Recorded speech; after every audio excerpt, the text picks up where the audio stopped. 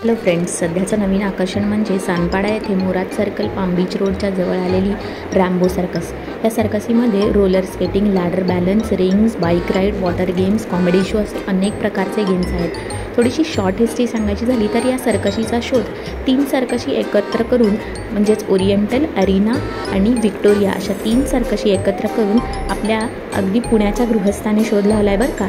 त्याचं नाव आहे PT दिलीप. आता ही सर्कस चालवत आहेत त्याचे 2 सुपुत्र सुजित आणि सुमित दिलीप. या सर्कशीचा ॲक्च्युली पहिला शो झाला 26 जानेवारी 1991 रोजी आणि तेव्हापासून ही सर्कस रॅम्बो सर्कस या नावाने ओळखली जाऊ लागली आहे. तर या सर्कशीचं अजून एक आकर्षण म्हणजे हा अगदी मोठा मूवेबल असा टेंट या सर्कशीचा आहे, जो की तब्बल 235 फूट एवढा लांब आहे आणि तो मूवेबल आहे आणि हा जगातला सगळ्यात मोठा टेंट मानला जातो बरं का.